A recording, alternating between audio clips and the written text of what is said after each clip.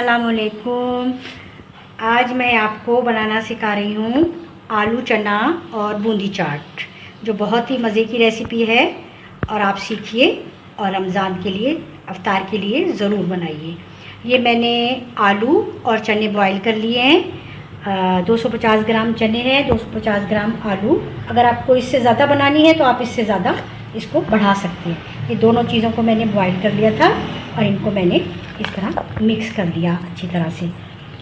ये मैंने लिया है प्याज, टमाटर, कुकम्बर और बंद गोभी। इसको मैंने अच्छी तरह से बारीक बारीक काट लिया था। इन सबको मिक्स करके अब मैं ये सारा मटेरियल जो है इसमें मिक्स करूँगी।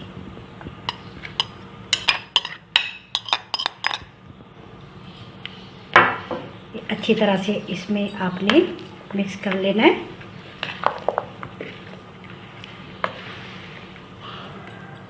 अच्छी तरह से इसको मिक्स करें।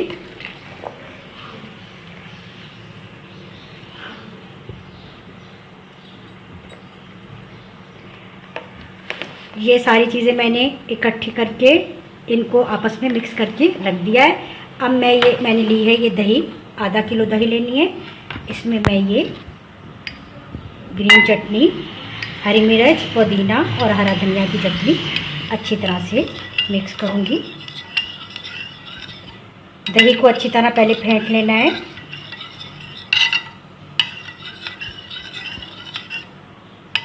इसमें थोड़ा सा हस्बे जायका आप नमक डाल लीजिए, क्योंकि हमने चाट मसाला इसमें ऊपर से डालना है, इसलिए नमक कम ही इसमें यूज़ कीजिएगा।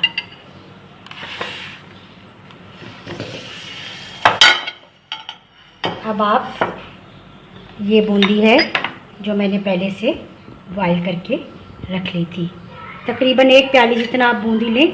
आप इसको यहाँ सेंटर में रखिए। इसको सेंटर में रखकर आप इसको, इस मटेरियल को अच्छी तरह से चारों तरफ फैला दीजिए।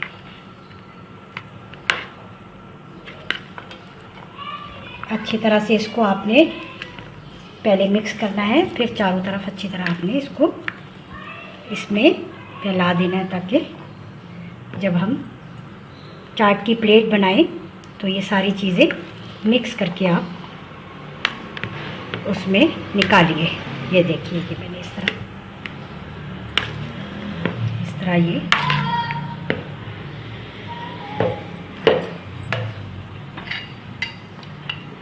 अब ये दही की चटनी जो है हम इसके ऊपर सारी डाल देंगे।